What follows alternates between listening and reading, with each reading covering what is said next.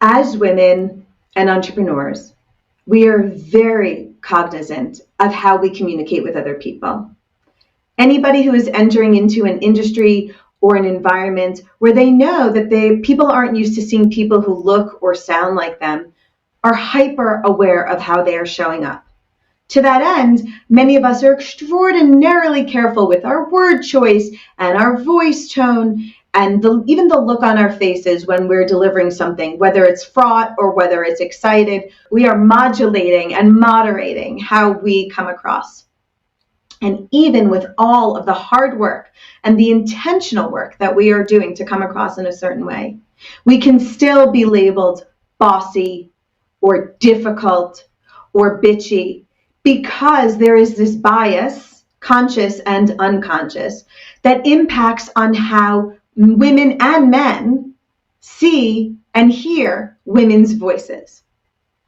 So one of the ways that I think you can mitigate the danger of being labeled something you are clearly not is to understand the labels well enough to be able to push back in an effective way. Let me give you an example.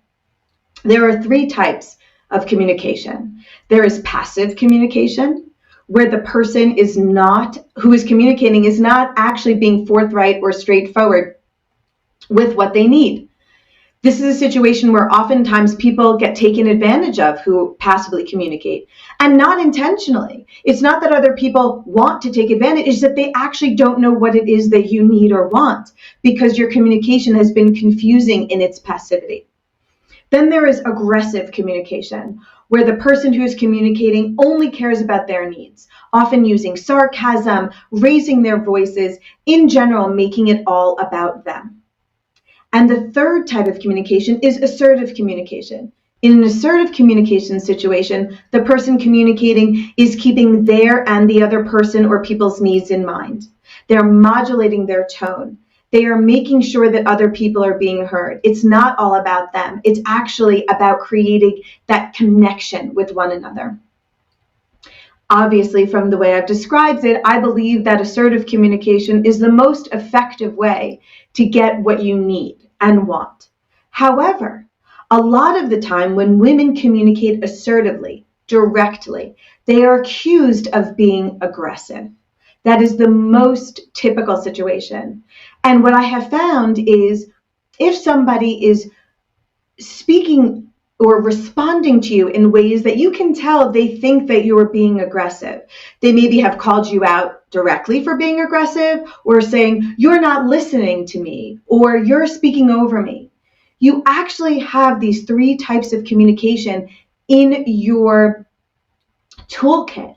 And you can say, "No, actually, you may not like what I'm saying, but I'm not actually being aggressive, because if I were being aggressive, I would be keeping only my needs in mind. I would not have been listening to you the way I did for the past few minutes. I would be potentially raising my voice, or I would be using sarcasm or some other way to belittle you or to undermine what you're saying."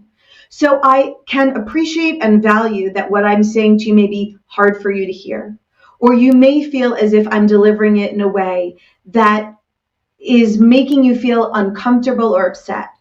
But then let's talk about those issues rather than resorting to thinking that I am discounting your feelings when I'm not. I'm very cognizant of how you are feeling. I'm also cognizant of how I am feeling. I don't believe that those 2 things can't be held at the same time. So let's circle back, continue to speak about this, be honest about how we are feeling, and also recognize that when we keep both of our needs at the forefront, we are going to be more successful than if one or the other of us feels that our idea is more important. We are going to look for ways to have a conversation with one another where we are direct, where we are kind in our directness, and where we will resolve the issue rather than feeling as if the way in which one or the other of us is communicating is something we can't connect with, and thus we are shutting down. When you use language like that, when you make it clear to the other person that you're being intentional, When you are centering them in the narrative of your conversation, where in no uncertain terms can they say you didn't have their needs in your mind. When you talk about directness and kindness, when you say how important it is for you to understand how they're feeling, but that you are not going to center them over yourself, that you are not going to stop the way you are communicating because they are unfamiliar with directness.